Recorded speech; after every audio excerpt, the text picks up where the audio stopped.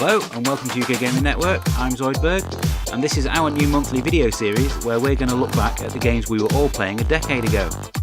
September 2008 was the month when Pineapple Express and Tropic Thunder were in UK cinemas, and Kings of Leon's Sex on Fire sat at the top of the singles charts. On the gaming front, there were plenty of new titles vying for our attention across all systems. We got an Xbox exclusive from Square Enix in the shape of Infinite Undiscovery, a Crysis spin-off to further benchmark test your PC, the return of Mega Man in all his 8-bit glory, BioWare's spin on Sega's Blue Hedgehog, and Wario shaking up the Wii software library once more. Coming up, we're going to tell you our top 5, based on how good the games are to play today. If you disagree with our choices, tell us your picks in the comments below.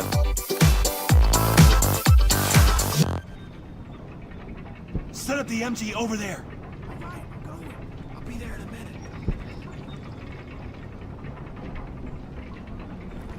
At number 5, we find Gearbox Software, and anytime you're planning on bad-mouthing them, you should remember that they are capable of making games like this one. Brothers in Arms' Hell's Highway, like its two prequels, is a slower and more tactical game than most World War II shooters, but that's what makes it stand out. It gives the characters and story room to breathe, and consequently you end up caring more about what happens to them. When it does burst into action, the firefights are intense, requiring you to think about your squad and not just adopt the gung-ho approach. This is definitely a series that we'd be happy to see resurrected on modern consoles.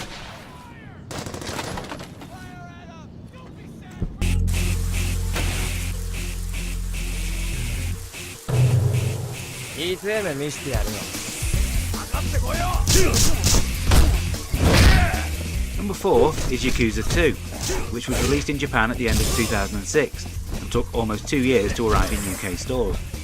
The wait was more than worth it though. It takes up the story a year on from the events of the first game and features the same blend of serious and silly that the series is known for. Everything was an improvement over the first game with better fighting mechanics and a more emotional storyline. The most notable difference was the soundtrack though, which kept the original Japanese voices for a more authentic experience. At the time, this was better than most PS3 offerings. Unfortunately, you could still play it on the more modern machines too.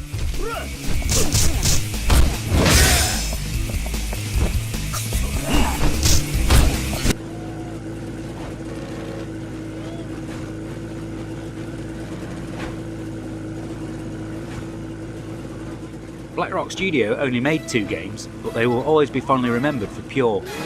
For our money, this is one of the best arcade racers on consoles, and easily the greatest ATV game ever made. It takes the basics of a typical off-road racer, and then injects it with the same energy as the SSX series. You're actively encouraged to perform increasingly outlandish stunts as you race, and the circuits have all been designed to give you maximum opportunity to get big air. Disney's decision to close the studio when they pulled out of the games market still hurts, as it meant we never got any sequels and will probably never see a remake, but that just serves to make this game even more special.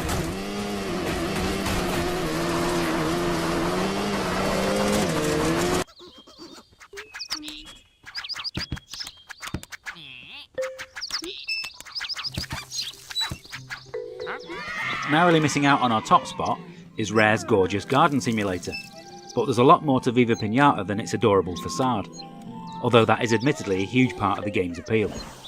Underneath the presentation is the workings of a truly great management simulation, requiring a lot of thought and forward planning to succeed. Trouble in Paradise kept things largely the same as its predecessor, but added new desert and snow areas for you to visit. These brought with them even more cute pinatas to try and lure into your garden, and working out how to do so is what keeps you playing. We could have done without the intrusive online modes, but it remains as addictive as ever, and it's still well worth playing today.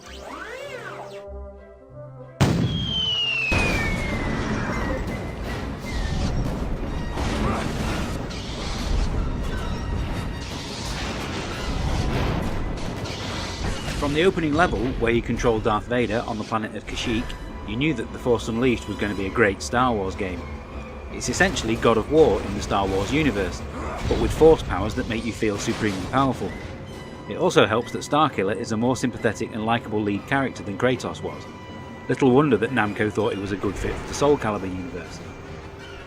The game might be best known for a frustrating sequence where you're required to pull a Star Destroyer out of orbit, but it's the crushing of Scout Walkers and flinging stormtroopers around like ragdolls that simply never gets old. The game also featured 2 possible endings, depending on whether you follow the light or dark side of the Force. This further extended the game's lifespan.